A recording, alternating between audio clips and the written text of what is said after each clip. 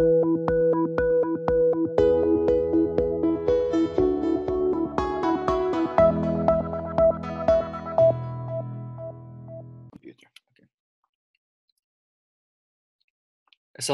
Dr. Mehmet Nayal Efendi.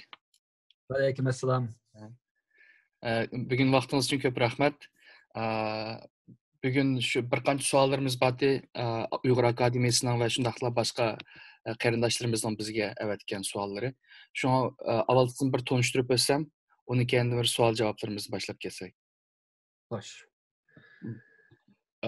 Dr. Mehmet Nayal Efendi 1971-yili Atush dunyoga kelgan bo'lib, boshlang'ich va o'rta maktablarni Atushda o'qib, 1989-yili Qashqar Pedagogika institutining adabiyot fakultetiga o'qishga kirgan. 1993-yili o'qishni bitirib, Xalq nashriyati Uyg'ur adabiyot bo'limiga xizmatga tushgan. 2000-yili Belgiyaga o'qishga berib, 2010-yili falsafa fanlari bo'yicha doktorlik unvonini olgan. Mehmet Nayal Efendi Dünya Uyghur Qurultayı'nın muavin reisi ve Avustralya'nınki Sydney şehrdeki faaliyet edip berip atkan Avustralya Uyghur Cemiyeti'nin reisi vazifesini ötügen. Hazır Dr. Mehmet Nayal Efendi Türkiye'ninki paytaxtı Ankara'da köçmellik münasebetli bir tədqiqat türü mesul olup işlemekte. Hoşundaq bolsa, hamda sual cevap kısmımızdan başlayımız. Tuncu sormoqchi bo'lgan sualimiz, hamda sizce Uyg'urlar hozir qaysi xil psixologik masalalarga duch kelyapti? Bu psixik masalalarimizni biz o'zimizga tayinib qanday hal qilib keta olamiz? Buning yo'llari sizcha nimada? Aldı bilan meni tanıştığınızga rahmet. Bir insan qanchalik hayotida jiqishni qilib ketsin, ulug' ish qilib ketsin, vaqt kelgan vaqtida yarim sekund yoki yarim minutda tanishtirib bo'ldi. Bazılarını tanıştırışqa meyli biz bir yıl küçsekmi, ama en ahırda pırıslap yerimiz minut kapağılın buludu. Şuna bu dünyadaki kıygan işlerimizdeki vezni, oğulları hakkında en ahırda bizdeki şu cinadımızdan aldığı kâgelerinki aşınçaki yarım sekundluk, yarım minutluk, yarım saatlik onu da işip ketmeydi elbette. Şunçaki sözü bizim bütün hayatımızı nim kılıdı, hulaslaydı. Hayat bu kadar. Hem de sizden sualınızı kelek, hem de hakiki bir mühim bir sual bu. Çünkü bu psikolojiya cihetteki bu sualların ki ben cevap verip kelgeleri intayin vurgun. Ama bu cevaplarım, ilgireki cevaplarım bir kısmını davamlaştırmaydigan, yani tekrarlayma. Yani bir kısmı sen okuşmaydı. Çünkü biz yeni bir devirde, bolapmı Xitoy virusu devirde yaşayotganligimiz için bizden uçurayotgan psixik meselelerimiz mesela okuşmaya kaldı burunqa. Ama yana bir davamiylik var bir yerde. Hoş. Hem de Xitoy virusu dünyanı tarihte körlep bakmagan bir vehime saldı. Bu vehiminin tesirini endemimiz esqilatımız bütün dünyanın iqtisadi to'xtadi, ijtimoiy hayat bütünley taladız uyga, uydan özümüzden ve bizim kichkinamış kallımızga sığdaldı. Anadan keyin başka barliq faaliyetler asasen turg'uliq çöktü. Demek insanlar tunji qatim bütün dünya miqyası boyunca özünün uyga, özü xalıсын xalımısın bir tutqunluqqa kirdi. Bunun da biz Xitoyningki bunun qanchalik darajada dunyoga bir ziyon solganligini ko'rib olamiz. Ama shundan bir vaqtda insoniyatning qanchalik ojizligini, bir insoniyatningki bir top filosofasi bilan bundaq bir g'oyat zo'r bir takliflik bir krizisga qanchalik tayyorliqsiz bo'lganligini, dunyodagi liderninki bunda bir ishqa hozircha bir liderni ko'rmayapmiz dunyoda. Bu ishqa umumiylik bir dunyoviy bir qarshilik ko'rsatishda bir dunyodagi davlatlarni bir araga kelib turib bu insoniyat duch kelayotgan bu krizisni o'rtaqa hal qilishga bir liderni ko'rmayapmiz. Demek avval bu. Şunun için hem de bu ahvalimiz bu bo'lgan ekan, bu bizdeki hem de bu bütün dünyadaki xalqlarninki şu Xitoy virusi sababli ko'rilayotgan psixik masalaları barğansir eg'irlashadi. Hozir hem de ikinchi hem de bu haqda tadqiqotlar yo'q. Çünkü tadqiqotlar bir shaylarni ko'rish kerak. Hozir ko'rish mumkin bo'lmagandan keyin o iqtisodiy ziyon, ijtimoiy ziyon, siyosiy ziyon, yana bir ziyon turib tursin. Bu psixik ziyonning qanday ekanligi haqida hozir tadqiqot elib berish mumkin emas. Shunga bu yerdamda bu masala hozir nazardan saqit qiladi yoki amalsiz bu masalalar bir tarafga qayirib qo'yilyapti. Ama biz mesela başka ijtimoiy medialarga qarasak, mesela mening qaraydig'anim mesela Twitter'ga qarasak, ko'p hollarda biz insonlarningki oila uyga bekinib qilishi sababli kelib chiqayotgan turli psixik masalalarni ko'ramiz. Ya'ni bularning yozganlaridan ularningki boshdan qanday aloqa qilishayotganlarga qarab turib, insonlarning hozir qanday ig'ir kunlarni ko'rayotganligini bilalaymiz. Endi buning ichidagi ko'proqki ishchi siqilish, kelgusidan umidini uzish, undan keyin o'zininki turmushniki normal turmushni olib borolmaslikdan kelib chiqayotgan turli qalamqonchiliklarni bartaraf qilishda ojiz kelish, depressiya bo'lish qatorliq nurg'un masalalarni keltirib chiqaradi. Bu dunyoviy bir xil bir psixik bir böhron, psixik bir böhronning ichiga kiryapmiz. Hamda Uyg'urlarning ishiga kelsak, Uyg'urlarmi bir dunyoning insoniyatning bir parchasi, bir bo'lagi bo'lasi bilan bu umumyuzlik bir psixik böhronninki ta'siriga uchraydi. Bular shu ama bizning o'zimizning psixik böhronlarimiz bor deb bundan sir. Ya'ni bu Xitoyninki 2017 yoki 2010dan burunroq olib borgan shu qatliamda kelib chiqqan umumyuzlik bir psixik bir böhronni boshdan kechirayotgandik. Hamda uning ustiga o'lmakdan ustiga tepmaktab bizga endi Xitoy birosidan kelib chiqayotgan bu böhron ketilgan. Xo'sh, unda o vaqtda Uyg'urlarning hozirgi psixik ahvolini qanday qilgan vaqtimizda bir hukmlashtirib tushungan bo'ladi degan gapga kelamiz. Ya'ni bu sizningki so'ragan savolingizning negizga kelamiz. Uyg'urlarda hozir umid borlik bilan umidsizlikninki eng keskin to'qnashayotgan bir davrga kirdi. Tarixda bunda bo'lib bo'lmagan.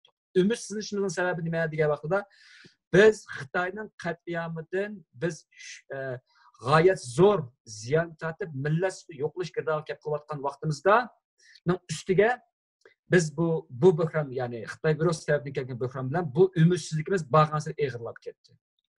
Uning ustiga dunyoninki Xitoyga bo'lgan qarshiligi yoki Xitoyning ichidagi hozirgi Xitoy virusi sababli Xitoyni vayron qilish yoki bo'lashdak manda bir biz ham qilgan bir ishlar damonli bo'lmaydi.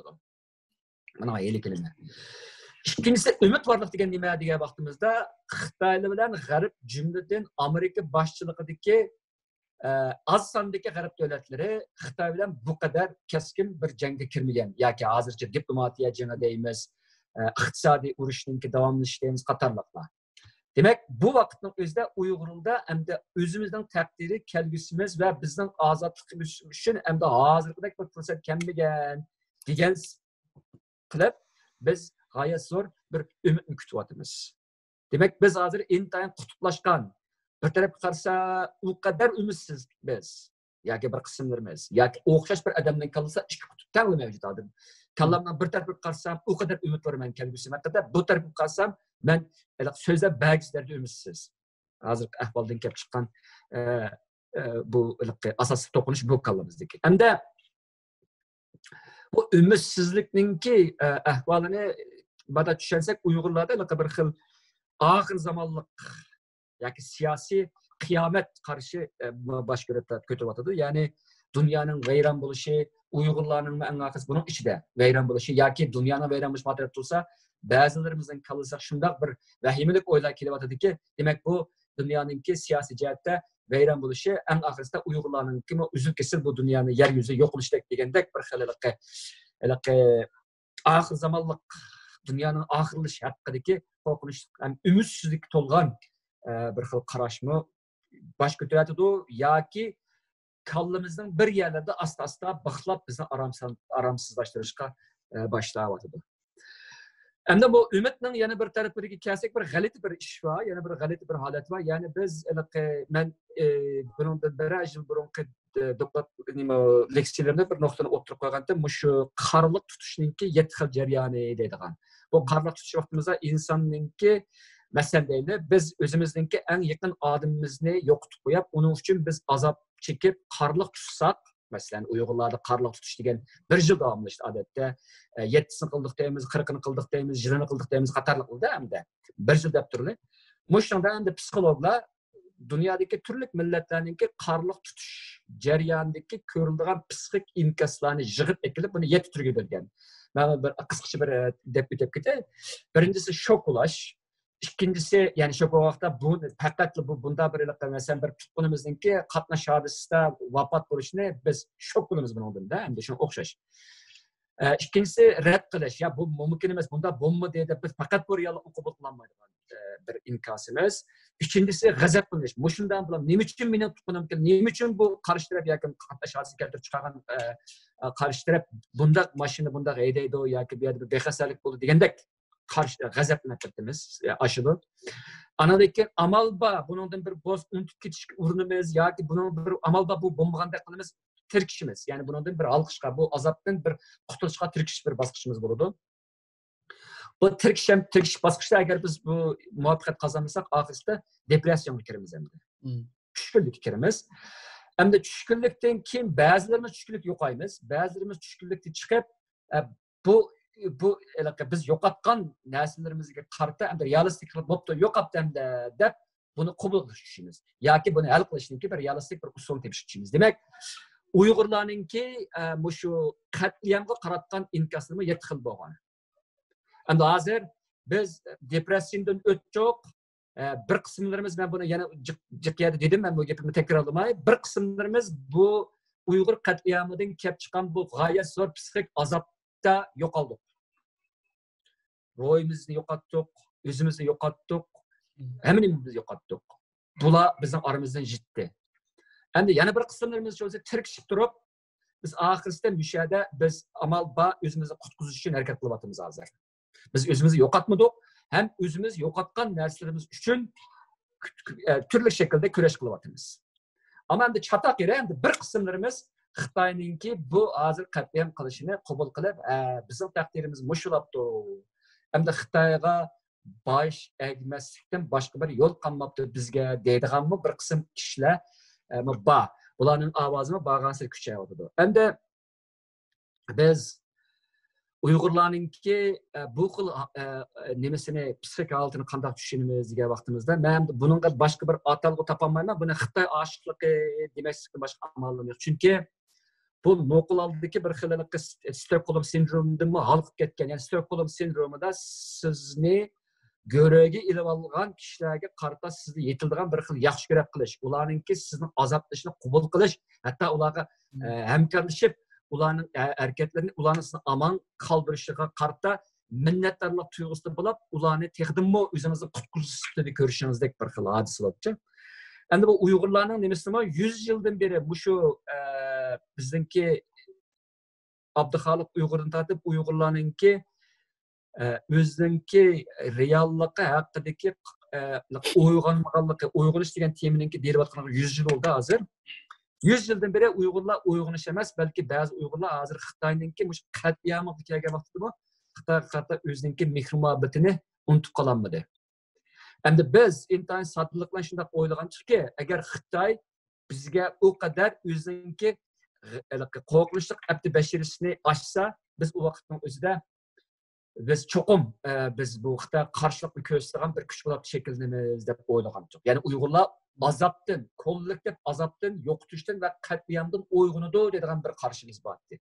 Millat uyg'ondikmi degan vaqtimizda bir qismimiz uyg'ondik, yana bir qismimiz Xitoy tarafga ketyapmiz hozir. Yani Xitoy oshiqligi bizningki qon qirimizga singib ketgan. Nima uchun degan vaqtda bizning kallimizga birsi Xitoyni qutqizg'ish deb qarash, Xitoyning bizni o'ldirmasligining o'zi bizningki Xitoyning bizga ko'rsatgan shafqati deb qarash, Xitoydan ayrilib yashayanmaslik, Xitoy bo'lmasa bizningki mavjudligimizningki hech qanday ma'nisi bo'lmasligidek mana shunday qarashlar bizga 70 yilning yozi kallimizga singdirilib, bizdagi bir turkum odamlarni Xitoy oshiqlari bo'lib yetishtirib chiqqan. Bular Xitoyningki yilg'o hozirgi qat'iyamga buningdan keyingi har qanday qat'iyam bo'lib qolsa-mu shartsiz qabul qiladi buni. Endi demak bizning oramizda hozir Xitoyga o'ch bo'lganlar bilan Xitoyga oshiqlar, Xitoy dushmanlari bilan Xitoy oshiqlari o'tirisidagi yana bir maydon to'qnashib bordi. Bu hozir bo'ldi, bundan keyin bo'lyapti. Demak, buningki bizning psixikamizdagi aytiladigan psixik qarim-qarshilik yoki reallik qarim-qarshilikning psixikamizdagi qarim-qarshilik shakllanishdan kelib chiqadigan bir xil azoblarga intayin jiq. Biz bu insonlarni tushunmaymiz. Masalan, o'zining dushmaniga muhabbat bilan qaraya oladigan inson o'zini o'ltik dushman turibdi, özünün kavmini, ciddi cemaatini öldürgenliğini ularga en ağır şekilde şermendilerce ularga depsendi kıygallığı boğan yanmaz bu işini insanın aklı düşünemeydi bunu. Dünyanın nerede basak bunu düşünebilmeyi. Çünkü biz özümüzün insanlığını koyup kaptırılıyor. Hayvanlığımızdan alsak mı bir hayvanın topuğa yani bir hayvanın topu hücum kılıp bunu yok etmekçi olsa hücum kılınmış hayvanın topu birleştirip anına karıştırdı. Bu en akalli tabiatın kanuniyeti. Bizden kılavatkanımız tabiatın kanuniyetinden sırt. Hatta hayvanlar boysunduğun şu kanuniyetken biz boysunduğun gel. Bunun benim aklım yetmeydi. Benim emez hiç kim aklı yetmeydi. Demek biz kallımızda, psikimizde o kadar bozulgankenmiz ki biz. Bunu ben insanın her kandak şekil kategorisine düşen bulunmaydı bu işini. Biz bunda beyran kılıngan bir millet biz. Uygun iş emez. Hazır bir kısımlarımızdaki uygan gallağı olgan ölçmenliki. Yani ulanın neyim için Xitay karıştırışındaki bundan nesini biz hiç düşünemeyiz. Demek biz bu şekilde işkiye ayrılık kaldığımızda. Aldı bilen ümitsiz bir ayrıldık. İkincisi düşmanımız yani bizge kırgızlar olgan ölçmenlik bilen muhabbet o'ttirishdi aşı qarashimdan ki ve meydanımızda o'xshamasdan işkiye ayrıldık. Demek bunda bu vaqtda bir kollektivning ki ruhi can talışıdı. Bir gayesi bir qalanqanchiq var bizning kollektiv ruhimizda. Uyg'urlarning kollektiv ruhi tarixda ko'rilib qolgan darajada qalanqanchiq cho'kaklik hozir. Endi uchinchisi yana bir nuqta bor. Hozir Uyg'urlarningki mening kuzatganimda yeni kimlik krizisi. Yani bu nima degan gap degan vaqtda biz uchun kimlik milliy kimlik bek oddiydi. Yani biz Uyg'ur milliy nuqtadan siyasi nuqtadan Sharq Turkistonlik deb qarab keldik deydi. Eng oddiylashtirish. Men bu yerda Uyg'uriston demda Sharq Turkiston demda deydigan matalash matraf qo'yib qo'yaylik. Ama biz Uyg'urlikninki chak ketgan bir kimlik ekanligini, uning nurg'unlagan, uyul kilinmayotgan bir millat sifatida bizga bir to'liq bir kimlikni berolmayotganligini ko'ryapmiz. Bu ikki xil yana bir qutblashgan bir narsaga boradi. Birisi haddidan ziyod islomlashtirish orqali Uyg'urlik kimligini yo'qotish, erki tutash ichida. Ya'ni ma'lum jihatdagi islom dinidagi yoki islomiy kimlikni targ'ib qilish orqali Uyg'ur kimligini besish, rad qilish va uni inkor qilish. Anında bir tarafdan çoğusu qarmoqqa bu diniy hissiyotdan, diniy bir ideyadan va qarashdan keladi deymiz. Ammo tegidan çoğu degan vaqtda bu yerda agar sap bo'lsa, islom hissiyot sap bo'lsa, bu yerda Xitoymi yo'qotayotgan bir kimlikninki bizning qarindoshlarimizningki islom yo'lida yo'qotayotganligini ko'ramiz endi bu yerda. A'loni nimiz degan vaqtda mush orqali dunyoviy islomiy kimlikka bo'lgan oshiqlikni bildirish orqali bizningki yerlik, yani bizning Alloh tarafidan berilgan bir milliy kimligimizni yo'qotish, yerismadagi asabiyligi va zo'ravonligini ko'ramiz bu yerda. Ular jannatga tushaydi, biz o'zimizning ozodligini tushaymiz. Herkes bir yerga kelmaydi bu yerda. Endi yana bir qutbki ne ketyapmiz? Haddidan ziyoda uchrashgan yerlik millatchilik. Endi biz hozir ushshaq jutlar bo'yicha ta'birlanayotgan kichik yerlik millatchilik orqali o'zimizni bezlashga tushdik. Ma bir tarafdan qarasak, islomiy kimlik orqali biz erib yo'qolib ketamiz. Ma taraf qarasak bo'lsa, kichik bir rayonning yoki bir shaharning yoki bir mahallaninki kimlik orqali o'zimizni kimlashtiradigan bo'ldik. Demak, Uyg'urlik nerede qoldi? Ya ma tarafida yo'q qolmaydi, ya ma tarafida qolmaydi. Demak, Uyg'urlikni biz qamlashtiramadik. Uyg'urlikni bir intayin uyul hozir bizdek kimligi, dini va boshqa barliq muqaddas narsa yo'qotayotgan bir millat mushunda vaqtga o'zining milliy kimligiga eng ehtiyoj bo'layotgan vaqtning o'zida dal mana shu kimlik ikki bo'linib, ikki qutbga ayrilib yonyapti hozir. Xo'sh. Bunda nima erishimiz? Vayronlik. Bundan boshqa hech narsa yo'q. Bunu bilmem tok, bili tok. Nima ish to'sanmaymiz? Chunki biz bilinib ketdik. Qutishib ketyapmiz. Demak, bu bizningki hozirgi psixik holatimizdan yana bir yüze yoki yana bir xil holatga. Hamda yana birisi bu men yana buni ochiq bir deyman, mustaqillik sindromi bag'ansini kuchaytirdi bizda. Bu nima degan gap degan vaqtida biz mustaqillik bu yerda bir paradokslar bor bu yerda, nurg'unlagan qarama-qarshiliklar bor bu yerda. Mustaqillikni eng jiqtayotgan kallisda mustaqillik haqida hech qanday fikr yo'q. Mustaqillikni eng jiqtayotganlar o'zininki eng iqtidorsizligini shu mustaqillikdan iborat mush nom orqali yo'shirib qolmoqchi. Ish qilinmasligini, planning yo'qligini, ham bu millatga yetakchilik qilolmaydigan iborat barliq yetersizliklarning hammani faqat men mustaqillik yo'lida manamanlar deb shu yo'llar qilib xalqni o'zini aldayotgan gap. Buni men kesilmanlik demay boshqa amalim yo'q buni. Normal ahvolda mustaqillikni, ya'ni Xitoydan iborat dunyoni vayron qilayotgan, dunyoni hozirda qoidada setib oladi Xitoylar ba'zi davlatlarda. Bu qadar qo'rqinchli bir kuchga qarshi turib, aslida men mustaqillikni olaman deyotgan bir millatda azroq bir plan bo'lish kerakdi. Davlatcha fikr qiladigan, davlatga davlatchilik bir xil shaklda qarshi turadigan bir ahvol bo'ladi. Maqi biz ojizmi deyli, undan bo'lanmaydi deyli. Ammo bu qadar zo'r darajadagi quruq gap bilan buni men nima qilaman degan vaqtda yana birisi uchiq chiqqan ojizlikninki yana bir xil shaklda uchiq chiqqan siyosiy g'aldirlik orqali o'zini ifodalashi deb qarayman. Bu bir binormallik bu. Normal ahvolda men mustaqillikni xato demayapman. Bizning nishonimiz shu. Ammo bu so'z Uyg'ur tilida eng ko'p ishlatilayotgan ham eng quruq ishlatilayotgan so'zga aylanib qoladi hozir.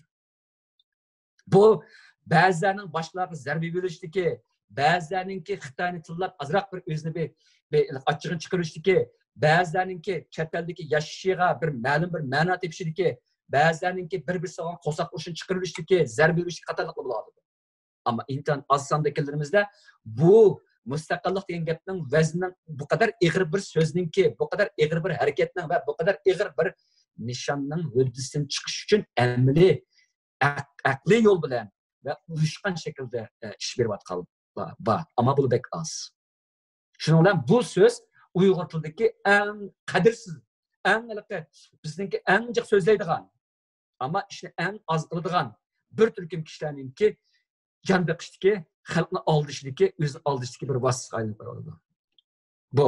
Shuning bilan buni tushungan ba'zi odamlar mush so'zningki va mush so'z bizga va'da qiladigan aşı kelgisidir mu? Jiroqlashyapti. Hattoki buningda yerginayapti hozir.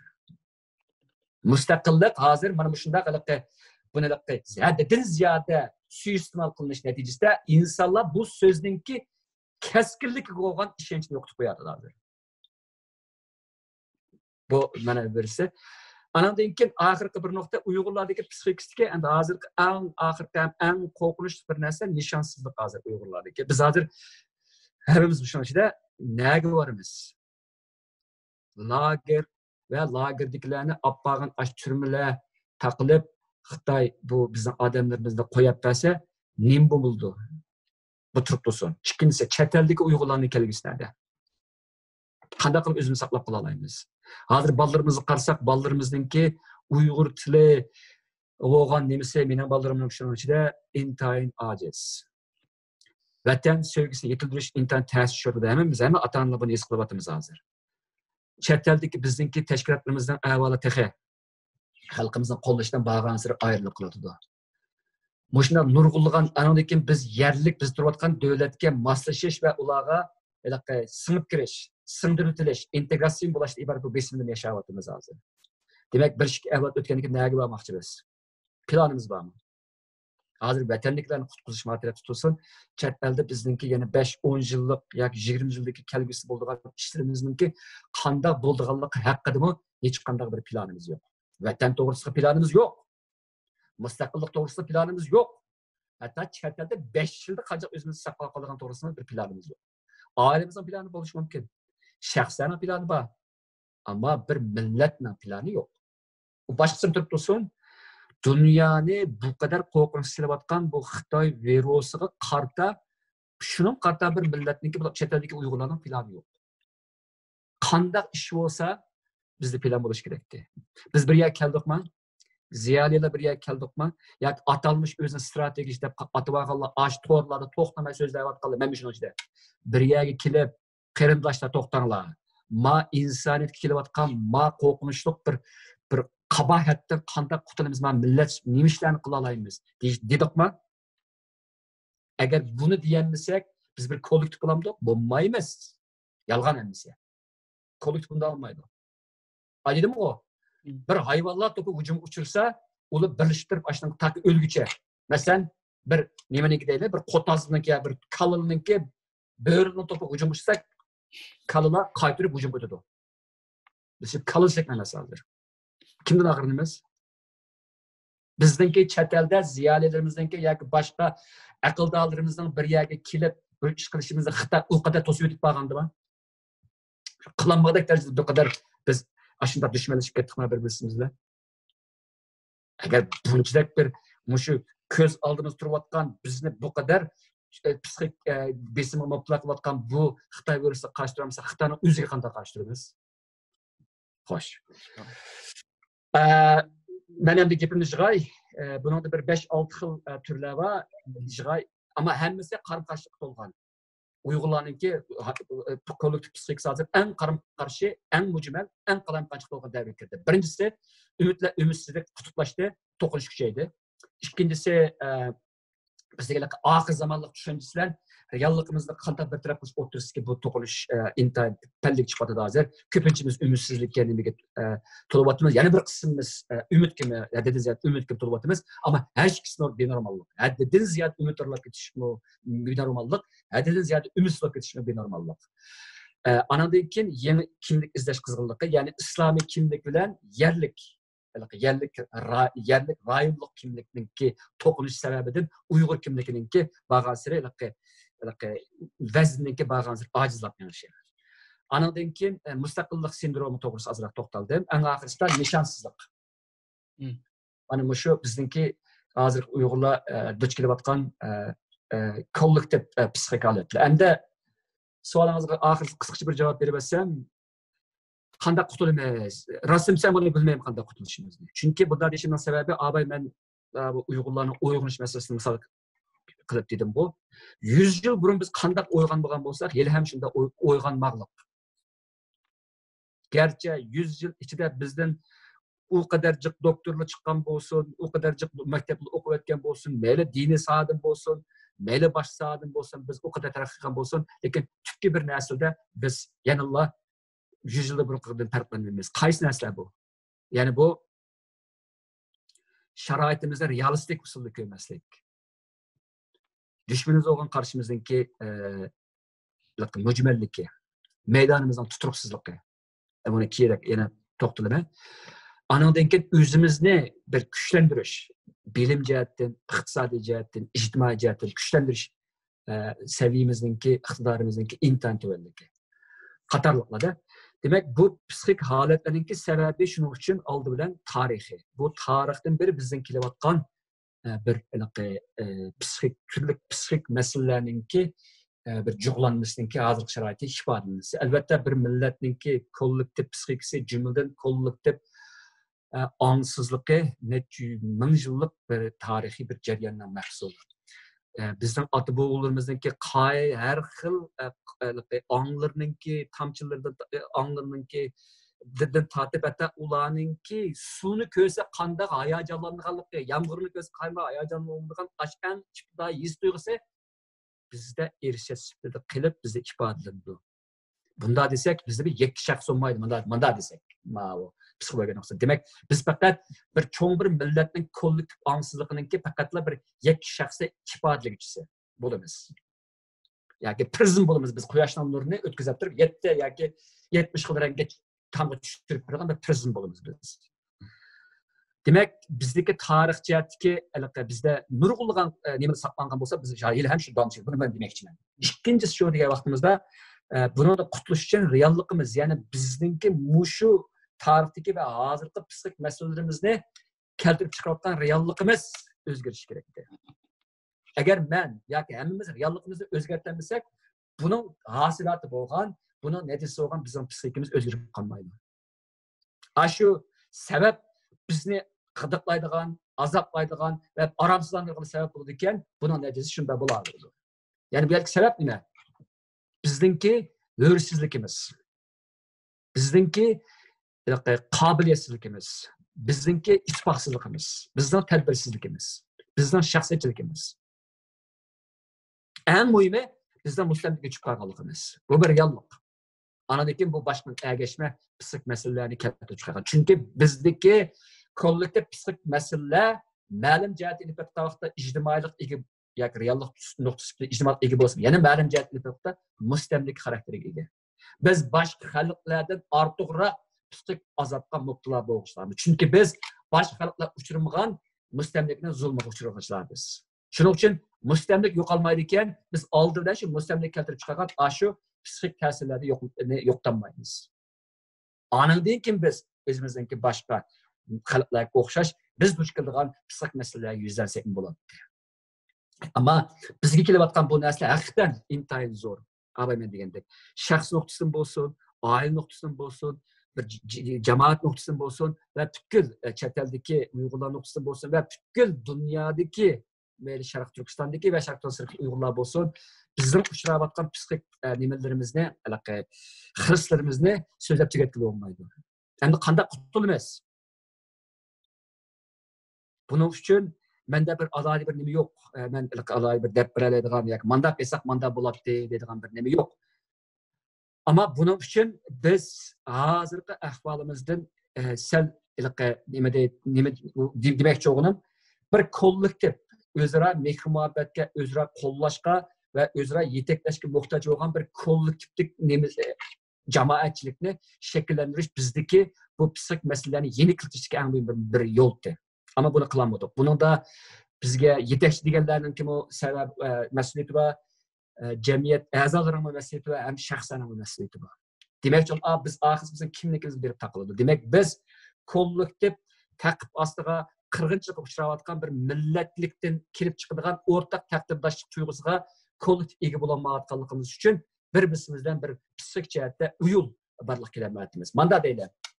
Biz vatandan ayrılıp çıkıp chet elda yashayotgan Uyg'urlar, muhaciratlik Uyg'urlar desak, bizdeki bağlanış devletle ara bağlanış emas.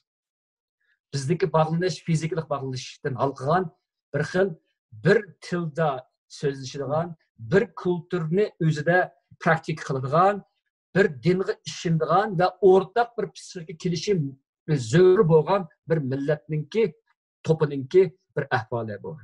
Buning ichida bir tilda so'zlaymiz, bir dinga e'tiqod qilamiz, bir yer yashamaymiz albatta. Ammo bizga eng qiyin bo'layotgani bir psixikaga ega bo'lmayapmiz.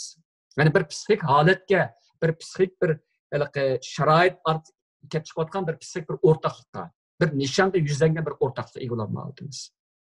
Ya'ni biz birlashmasak halok bo'ladigan bir millatlik nuqtasidan turib, mushu psixik bir turk orqali bir-birimizga yordam beradigan, bir yerga kelib bir toplulukla şekillendirilgan bir xalq bo'lolmadik. Ham bo'lolmayapmiz. Agar bu bo'lmaydigan, bizningki bu psixik masalalarimiz tugamaydi. Anaqasi hammamiz chechilib o'zimizning psixik masalalar bilan siyosiy masala, iqtisodiy masalalardan bo'ladigan og'izmizga tugaydigan a'lo tushib qolamiz.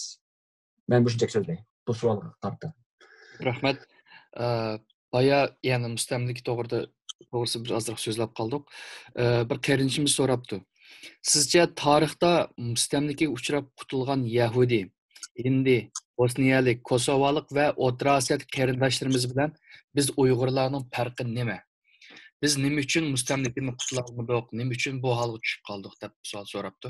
Bunga qanday javob bermoqchisiz? Endi bu qarindoshimiz sanagan masalan Yahudi, Hindi, Bosniyalik, Kosovalik ve O'rta Osiyodagi qarindoshlarimiz bilan Uyg'urlarni selektirsak 3 nuqtadan o'xshamaymiz. Birisi biz ularga o'xshamaymiz. İkincisi bizning dushmanimiz o'xshamaydi. Uchinchisi bizning sharoitimiz o'xshamaydi yoki vaqtimiz o'xshamaydi. Birinchisi biz o'xshamaymiz. Bu millatning hech qaysi o'xshamaydigan bir yerimiz. Biz shu 70 yillik muhaciratlik hayotimizda bir nishon uchun bir strategiya tuzib, bir liderlikning ostiga kelib, o'rtaq bir janimizda tasadduq qilish orqali özümüzdeki nişanımızı yetiş için hareket kılgan bir millet emas biz. 70 yılının yazıya toğra. Biz yetekçiler çıktı. Mesela bunun için ben hürmetle tilga aldığım bir yetekçimiz Rabia Kadir Hanım mesela. Yani başkalar var. Ama hazır çoğu diye vakti bunda bir nesi yok. Bir liderlik nasıl kilemetimiz hazır. Çünkü Rabia Kadir Hanım çekindirilgendeki bundan nesi bulmadı. Tekdim mi ağıksız çekinip hazır. Tekdim mi sersan sergerdarlık veyrancık düşüvatımız hazır. Bir strateji yok. Hiç kalsınlar dedim ki ben. En köp, en azan ve en şermende çıkartman sözler müstakillik hazır. Ama bunun nispeten hiç kalsında bir strateji yok hazır. Ya kolektif düzmede ya şahsi nimede oturup koyan maatimiz. Can pidalık yok. Mesela ben bu cık degendim ben. Bu kadar kırgınçık bulup atkan bir milletin ki bayları degen vesli setip durup bana kılısa deydi. Birsin çıkmadan da çıkmadı. Neymiş ki? Baylarımızın ki köp kısmının ki mal mülki Xitay'dan soğudus var. Eğer bu yerde üzül kesil Xitay'dan ağırlış nemesi olmasa bu baylarımızın ki kallısı boynu Xitay'nın ki zincirde bağlangan buludu. Bula erkin hareket kılanmaydı. Demek baylarımız puldan koksa, ziyalarımız özünki ilimde kılıvatkan işlerinden ki nem kılışını halımsa, adetlik adamın işlerinden ayrılamasa, öğüdün vazgeçemese, nem kılsa bu milletini kim, kandak nem kılamız biz? Ma milletlerin hemisi bir bedel tüleş boğan. Kosovalıknınki, Bosniyalıknınki, Timurlu'nun deyimiz, müstakillik ağılının hemisi de mende atkan 5 nesi var. Bir liderlik, bir strateji, bir nişan, can pidalık ve umumizlik bir nem kılış var. Seferberlik kılış var. Bu 5 nesi bizde bulmagan. Yeli hemi bulmavatıdı. Burun bulmuşluğa meyletti. Bu kadar ihtiyaç kırgınçık pişirip, ölümünki aldı turvatka vaktimiz bu nesil bulmavatıdı. Yani muşkıl şekilde muş nesilini nem kılanmayı veyran bulamdık, ben bunu bilmeyim. Hakikaten korkunç gelgimiz oylasam. Ben oylasam hazır burun azraq ümit vardım. Hazır korkayım, parvas lazım hazır. Nişini oylasam. Çünkü düşman okşamaydı. Bularning hech qaysi dünyadaki en qabih millet olan Xitayning qo'liga tushib qolganmiz. Hattoki Yahudlarni yer yuzidan yo'qotishga iroda qilgan Girmanladimmi, yana Xitoyni men bu kadar rasvo ko'rma, qo'rqinch ko'rma. Chunki agar biz bu millatninki Xitoyninki cho'nqur yerlaridan tushunsak, buningki masalan bu yerda hayotda, bu yerda yaxshilikda, yomonlikda butkul insoniyatning axloqiy qimmatlarininki yadroliq kategoriyasi. Ammo Xitoyda yilimikir bularning yadroliq nimasi. Ya'ni yaqinda mening izlanganlarimda masalan 100 yillik nazariyasi deymiz. Hayot qilish uchun Xitoylar vosita tanlamaydi. Dunyodagi hamma millat vosita haqida o'ylashib qoladi ba'zi chog'da. Albatta, vaqtga ularni vosita tanlamaydi. Ammo bularni kontrol qilib turgan dini bo'ladi, axloqiy qarashlari bo'ladi, kultural qimmatlari bo'ladi. Bütün dünyadaki milletinin. Ama Xitoyni to'sab qolgan hech narsa yo'q. Xitoyni orqasiga to'rimizni tutib turadigan hech nima yo'q. Ne din yok, ne ahlak yok, ne kültürel kıymet yok. Ular hayat kılış için, ular başlarının hemmisini veyran kılış hesabıga ücretin hayat kılışını kapalatmak için vasıta alınmaydı. Bunun da öte korkunç millet olmaydı dünyada. Biz, bana bu şunda bir korkunç milletin kulağı düşken bir intayin baxtsiz bir millet biz. En korkunç milletin kulağı düşken en baxtsiz millet ne? Uygurlar değişik oldu. Evet bu. Ama bunu kancak düşen de o. Ben dedim bu abi, yeli hem Xitay aşıklığı aramızda devran sır var. Demek bu düşman bizge düşman bulmagan gap. Onundan bu düşmanninki sözünün gepi var o. Bir pay ok atmaytırıp düşmanını yeniş aqlning eng yuqori yoki tadbirning eng yuqori pallasi degan gaplar var. Demek Xitoyninki bütün dunyoni vayron qilib shu hozir bizni ilgari qilganimiz shu. Shunga bu düşman o'xshamaydi. Bu düşmanga qarata biz millatlar hayotida sarf qilgan energiya va tirishchanlikni o'nasini ko'paytirib qilsak bo'ladi. Hatta Yahudimi oshirib turib qilsak bo'ladi. Nemishqa? Yahudning qarshilığında bir German yoki boshqa birisi bo'lganda bizning qarshilığında bütün insoniyatning dushmani bo'lgan Xitoy. Bu dushmandan xarakteri o'xshamaydi. Menga o'xshamaydi bu yerda. Biz hozirgidan 10 hassa tirishchanlik ko'rsasak bo'ladi. Ko'rsatamiz. Unda qilmayapmiz. Bu endi dunyo o'xshamaydi. Yoki biz yashayotgan sharoit nima o'xshamaydi. Bu millatlar yashayotgan vaqtda to'g'ri. Ayni vaqtda Germanlar ikki dunyo urushida dunyoga xis shakllangan vaqtda o vaqtda Germanlar harbiy kuch va boshqa kuchda mutlaq ustunlik ega emasdi. Har holda bu yerda Amerika bordi. Ham Amerika en ahirisi ikki dünya urushga qatnashishga majburlab, boshqa ittifoqdoshlar bilan dunyoga tahdid shakllangan Germaniyalarni vayron qildi. Endi hozircha dunyoda ikki kuch bor deyli. Birisi Amerika, birisi Xitoy. Dunyoda Xitoyning hozir vayron bo'lishi, ya'ni shu Xitoy virus sababli Amerikaningki Xitoydan to'lantimiz deyotgan vaqtga kelgan vaqtida dunyodagi nurg'un davlatlar yana bir tarafdan Xitoyning cho'ntiga uchib bo'ldi hozir. Nemishqa? Xitoyningki iqtisodiy kuchi, diplomatiyadagi aldamchiligi va boshqa jihatdagi siyosatlari orqali dunyo yana Xitoyning kontroliga qaytib tushyapti. Agar Amerika tushuntirib Xitoyni to'smasa, bu dunyo mush virusdan keyin dunyo Xitoyni olib ketadi. Biz bütün dunyoga tahdid shakllantirayotgan bunda bir qo'rqinchli kuchniki bir qurbonlikka uchrashamiz. Bu bizniki boshqa millatlarning hech qaysi o'xshamaydigan bir tarafimizdir. Shunga uch jihatdan ilib aytgan vaqtda bizniki mustaqilligimizniki vazni bo'lsin, buning ko'rsatgan vazni intayin ig'ir. İkincisi biz mangadigan yo'l insoniyatninki har qandayiniki mustaqillikka o'xshamaydigan bir yo'l bu. Bu qadar ig'ir yo'l bu biz. Chunki dunyomi qo'rqayotgan, dunyoni kontrol qilayotgan bir kuchga qarshi biz o'tirib chiqyapmiz. Anadan bizda dunyoni qoyil qilgan bir kuchli shakllar. Chunki bizga o'xshash siyosiy jihatda aniq bir strategiyasi bo'lmagan, siyosiy jihatda bir o'rtaq bir liderlikni ostiga kelmagan, hem çeçilip doğan bir milletki dünya işlenmeydi. Çünkü biz özümüz işlenmeyetimiz ki özümüzün küçük köp kısmımız hakkında işlendirimiz, hakkında işlendirimiz. Lakin neyim için başkalar Uygurlar işleyiş gerek. Ondan mentek olmaydı dünyada. Bu sebeple tüpelden Uygurlarınki müstakillik işleri tarihte kancak eğir olması hazır tekrar eğirlaştı. Çünkü Xitayning küçü hazır dünyada sel qarag'usizlar o'tdi. Bu degani ham Xitoyda qo'rqib ketilganlik emas. Ammo Xitoyni tunishimiz realistik bo'lish shaklida Xitoyni tunishimiz va buni olgan tadbirlarimiz unumli bo'lishi kerakdi. Ammo buning unumdan jiroq turyapmiz hozir. Xo'sh, shuni so'zlay. Rahmat. Biz bilgandek hozir hamda Xitoy virusi vaziyatni faoliyatga kelib qo'ydi. Bu krizis oyoqlashsa Amerika boshchiligidagi g'arb davlatlari bilan Xitoy orasida so'g'uq urush yoki urush chiqilganda qilib turdi. Bu so'g'uq urush yoki urush mezgilida Uyg'urlar uchun qanday tarixiy fursatlarni olib kelishi mumkin? Hamda oldi bilan biz so'g'uq urushga to'xtalayman. Bu Amerikadagi siyosiylarninki, Xitoyninki shu Xitoy virusi sababli Xitoy virusining dastlabki virus o'rnaklari va uni Xitoydagi tarqish ahvolini yoshirishi qatorliq masalalar g'azab nafrati intayin eshyapti hozir. Endi hozircha dunyoda Xitoy bo'lgan umumyuzlik butun davlatdagi xalqlarning bo'lsin, xalqlardan tortib, ijtimoiy tashkilotlardan tortib, toki davlatlikcha bo'lsin, bir umumyuzlik bir Xitoyga qarshi bir kayfiyat yuqori o'ringa ko'tarilyapti hozir. Bu endi intayin muhim bir tarix burilish qaytib bir voqea bu. Xitoy ma'lum jihat ilib o'tgan vaqtida bir turkum odamlarni, davlatlarni kontrol qilib o'ziniki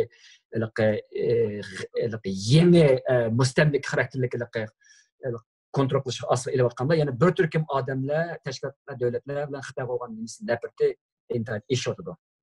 Demak, Xitoy bir tarafdan dunyoning bir qismini qazonadi, bir tarafdan dunyoning bir qismini yo'qotadi. Bunday.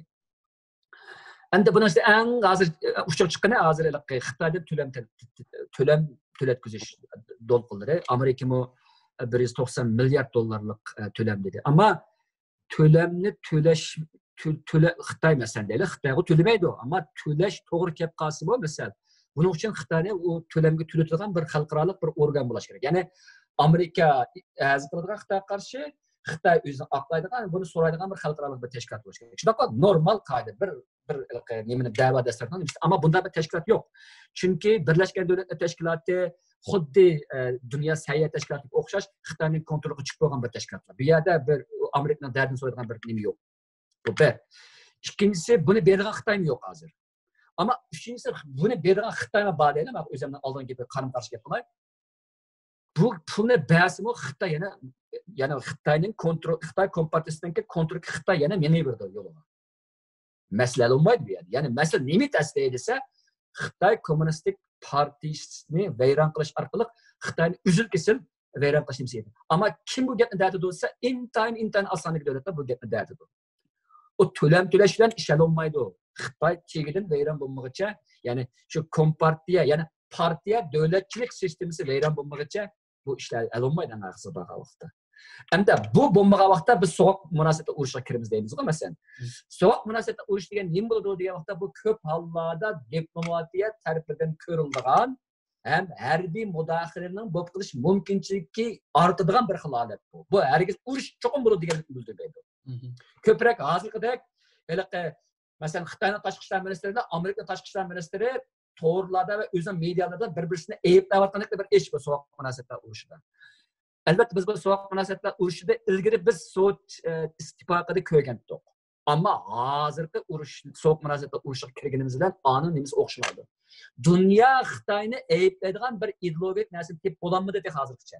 Ayni vaqtda Sovet ittifoqida nima degan vaqtda kommunizm bilan kapitalizm o'rtasida hayot qiymatli to'qinish deb oddiylashtirib, kommunizmni qancha qo'rqinchli tashviqot deyilganda. Shundaqmi? Shuning uchun G'arbda Sovet ittifoqininki kommunizmlik qarniyatiga bo'lgan tonish u qadar tashviqotlar orqali u qadar tez yetildirilgan. G'arb bu chaqda g'oyat zo'r bir ustunlik ega.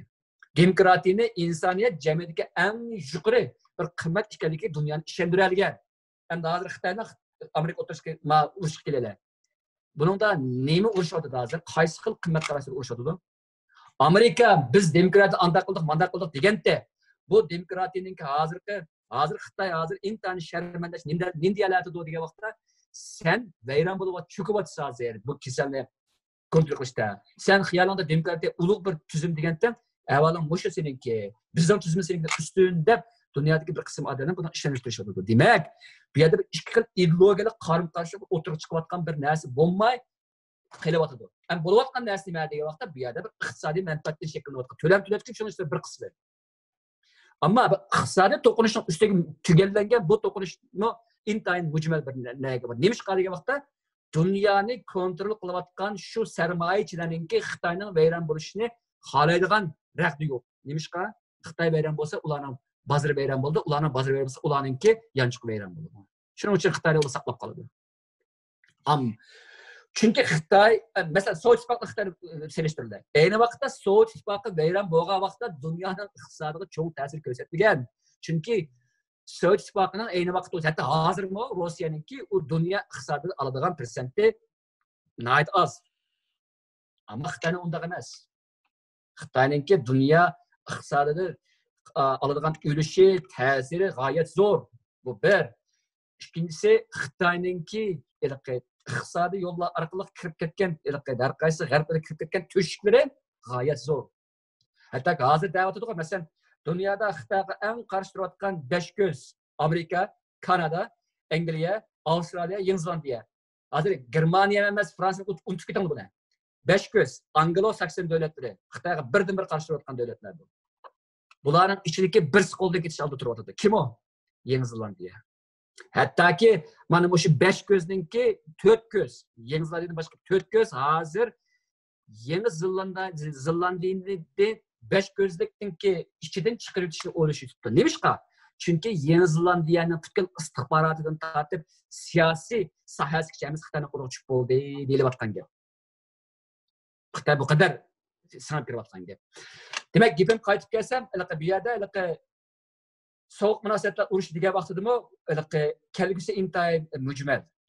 Anasiga yana bir bizga ta'tir kelayotgan, bizga emas, Amerika xalqi va dunyoga ta'tir kelayotgan bir narsa. Ya'ni nima degan vaqtda, hozir Trump hukumati Amerikadagi demokratlar va Xitoyparastlar qatorliqlarningki ashaddiy hujum uchratdi. Shu Xitoy virusini kontrol qilishda tuzgan tadbirlarning unumli bo'lmaganligi deb qaraladi. Hamda chataqiri 11-oyda Amerikada saylan bo'lmoqchi. Demokratlar partiyasiningki Joe Biden bilan Trump ikkisi Cumhuriyetchining ikkisi tushidimdi. Agar bu Xitoy virusi Amerikada yaxshi kontrol qilinmasa, Amerikaning iqtisodining cho'kishi tezlashsa, Trumpningki qayta saylab chiqishi ig'ir ta'sirga uchraydi. Agar Trumpning chiqishi ig'ir ta'sirga uchrasa, uning natijasida Trump bu qadam saylamda chiqolmasa, bu Xitoy uchun g'oyat zo'r bir qutulish bayram bo'ldi. Demokratlarning qandayliqi hammamizga yon.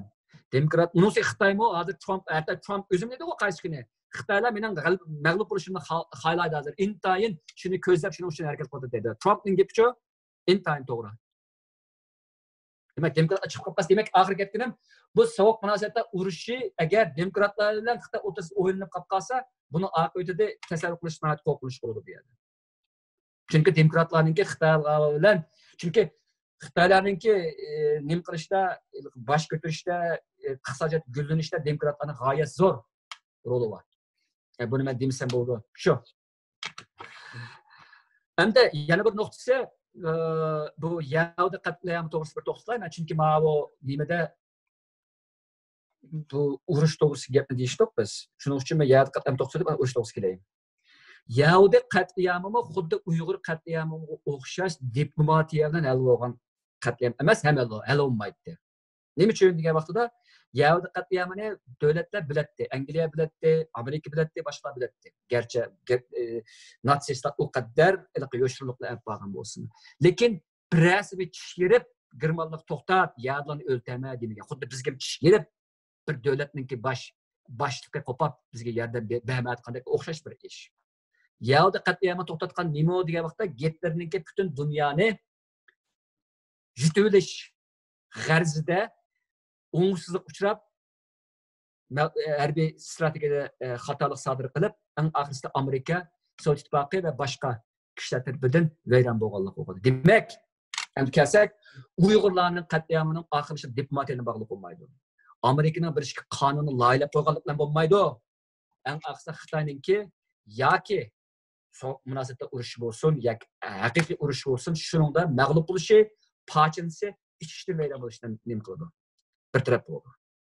Bu nima? Ammo Xitoy bilan Amerika boshliq ittifoqdoshlarininki so'q munosabatdagi urushga kirishi Xitoy uchun bekmi qo'rqinchli ish emas. Xitoyning tayyorligi bor buningga. Xitoyning qo'rqatini faqat u haqiqiy urushga kirib qilish. Buni endi uning ustiga biz bir narsani unutib qolmaylik. Hozir Xitoyninki mushu Uyg'urlarni yüz tonish texnikasi orqali kontrol qildi dedik-ku. Hozir bu texnika Xitoyning butun yerlariga taqriban 2021 butun Xitoyninki ham yeri g'oyat zo'r bir kuzatish asboblari tarafidan kuzatiladigan bir kuzatish davlatiga aylandi Xitoy endi. Buning bilan Xitoyninki ichki qismidagi shu turli şekildeki karşılıklarını bastırış iqtidari neçe 10 hisse aşıdı. Komünistik partininki eğer taşkı cihetten bu partiye öğretilmeydiken uruş yani başka şekilde içki cihet ölçü mümkün bulmaydı. Mümkün internet eskişiydi bunun dinkin. Çünkü her kanday şekildeki karşılık Xitoy tarafından sezildi. Şuna bu biz için emdi naitlik realist noktada qaragan vaqtimizda intayin bir eg'ir bir reallikdan va kelgusidan derak beradigan bir ish. Endi oxirgi bir nuqta biz ilgari bu qat'iyam chiqqan vaqt boshqa vaqtimizda kelgusimiz haqida intayin tiz hal bo'lsa ekan bir ishni qilsak deb oldirdik. Ammo bu tiz bir taraf bo'lmaydi. Buningga uzun mezgillar ketadi. Endi bizga hozir kelayotgan biz bir narsani e'tirof qilishimiz kerak. Biz o'zimizni uzunga tayyor qilishimiz kerak. Bu soğuk munosabatlar urushi yana bir nurg'un yillar ketishi mumkin. Ama gap hozir bu ahvolimizda qancha uzoqqa mang'alaymiz degan gap bu. Hozir biz abay deganimdek bu ishlar tufaylidan Roy yong'inlardan og'rilib qoldik. Xitoy so'yganligidan og'rilib qoldik ya aramizda yuribdi bular. Bu ishdan umid uzganligidan og'rilib qoldik. Bu ishdan tushkunlashib o'zini yo'qotganligidan og'rilib qoldik. Bu ishlardan zerikkanligidan og'rilib qoldik. Endi bu işte qandaylik qalamiz oxirida degan vaqtda başdan axir bu işte yanmaydiganlarga qolamiz. Ammo qancha qilib yanmaydi buningdan. Chunki bu ish oldirab tugamaydi. Bizning Xitoy bilan bo'lgan mujohidimiz 2000-yil qanday bo'lganmiz, hali ham o'zida davomlash mumkin. Demak, 2000-yil davomlashmasligi mumkin. Chunki hozirgi vaqtning chastotasidan bir vaqtning chastotasi o'xshamaydi hozir. Bir yilda olamshumul ishlar yuz beradi hozir. Ammo shunday bo'lsa ham bek uzoqqa bormasak bo'lmaydi. Nimani ko'zimizga ko'rmaydi. Ammo buni o'sha qanday qilishimiz kerak? Bu hammamiz o'ylaydigan bir cho'ng bir masala bu. Aldırab bir yerga boramaymiz. Bunun hammasi bizni o'zimizni aldash va beqitlashtirish boshqa narsa emas. Bir qarashim so'rabdi shu Yaqin kelgusimizdagi tarixiy fursatni bay azroq so'zlab o'tdik. Yaqin kelgusimizdagi tarixiy fursatni g'animatga aylantirish uchun Uyg'urlar qila oladigan qanday tayyorliklarni qilishimiz kerak? Qaysi ishlar zarur? Keskin qilib aytgan vaqtimizda biz shunday maqsadlar yo'q emas. Bu endi faqat vaqt masalasi bo'lib qoldi. Men shunday deyay. Abay deganimdek, Uyg'urlarda 3 narsa jiddiy barliq kelish kerak. Dunyoviy liderlik, o'rtaq bir strategiya va bir tashkiliy bir apparat asliga kelgan butkul imkonlarimiz yig'ilgan va bizni yetaklaydigan bir qurilmaga ega bo'lishimiz kerak. Buning uchun baylarimizdan tortib toki odatdagicha kunimiz alamag'ida hammamiz o'zimizning qo'ldan kelgan doirada yordam beramiz. Albatta buni barliq keltirish uchun bizni yetaklaydigan shu liderlik guruhini, shu bir qurilmani barliq buni men 1 yildan ilgari men degan ben bu degan vaqtimda Turkiyaga kelgan vaqtimda meni zangli qilgan cho'nglar bor. Shu cho'nglar hozirmi o'zining burunqi kona mizichulib ketgan gapni qilib yuradi. Bu o'zimizni aldash, o'zimizni bexiplashtirish, o'zimizni ishimizni tugashtiradigan bir narsa. Agar bu narsaga kelanmasak, biz beramiz. Qanday qilish kerak? Uyg'urlar dunyoviy tartibini qurilmasini qaytadan qurib chiqish kerak. Hozirgi tartib va qurilmalarning hammasi tashkiliy nuqta ilib etgan vaqtda bizni halokatga so'rab boradi. Hech qaysi bir tashkilot, hech qanday bir guruhga o'z oldiga bizniki ishlarimiz og'zi ochqolmaydi. Qanday qilishimiz kerak? Yoki hammasi bir taraf men buni yamanjiq deb ketgan yana dey. Hatto anglamasanglarmi, hatto bu so'zimga pisab qilsang shu gap deb. Agar bundaq bir birlik barliq kelmaydi ekan, biz vayron bo'lamiz. Biz faqatla hem bundan boshqa hech narsaga men ishonmayman, hem qiziqmayman. Bundan boshqa har qanday gap bo'lsa men qiziqmayman. Shaxsan men yo'q boshqa gaplarda. Buning uchun yoki dunyoga saylanib berishimiz kerak, yo bo'lmasa boshqa bir shaklda bunday bir birlikni barliq keltirishimiz kerak. Endi agar bunday bir narsa barliq keltiramisak, ikki xil mumkinlikni barliq keltiramiz. Yoki Xitoy bizni yil ham chet elda kontrol qilayotgan bo'ladi, yoki biz iqtidorsiz bir millat bo'lib, o'zimizni boshqarish qobiliyatimizdan ayrilgan bo'lamiz. Her şekilde ihtimalli korkunuş yok. Eğer özümüz kutkazamazsak, bizni hiç kim kutkazıp koymaydı. Bu eni kulaş gerek. Şuna özümüzde kutkazdıgan bir şekilde ciddi silkinip, özümüzde aldavatkan barlık efsanelerge, paraşlarga, düşüncelerge hatimi verip bir yer gelişimiz gerek. Bir yer gelişimiz gerek. Yani burun perdede şahsiyetimiz hemen üstün kelse, Jutumuzun menfaati üstün kelse, yana bayliqimiz, yana birimizningki mikro üstün kelse, bu iş akmaydi. Onundan biz bu işte tarixning betidan o'chimiz. Nəhayət addiy bu. Çünki Darwinizm bor, ammo ijtimoiy Darwinizm degan bir qarashma bor. Ojiz bo'lsak, tadrijiy taraqqiyot jarayonida halok bo'lamiz. Kuchlarga yeyilib ketamiz. Tabiatning qonuni qanday bo'lsa, ijtimoiyatning qonuniyati shunday. O'zini kuchlantirmagan, o'zida bir yangi bir ideyani ishlab chiqarmagan va o'zininki kelgusi uchun tarbiya tuzamagan millat xuddi o'zini ojizlab tabiat dunyosida o'zining kuchiga yem bo'lgandek ijtimoiy jamiyatdan boshqa kuchlar tarafidan yem bo'ladi. Xitoyga yem bo'lmasakmi, o'zimiz yashayotgan jamiyatga yem bo'lamiz. Yoki oxiratdan mag'lub bo'lamiz, yoki moxiratdan mag'lub bo'lamiz. Qanday qilish kerak? Birlashishimiz kerak. Birga kelishimiz kerak. Hammani bir tarafga qayirib qo'yishimiz kerak. Vatan uchun deyishimiz kerak. Agar buni deyamasak, qolganlarimiz men uchun afsona, bu ish tugagan bo'lishi mumkin. Gapim tugagan.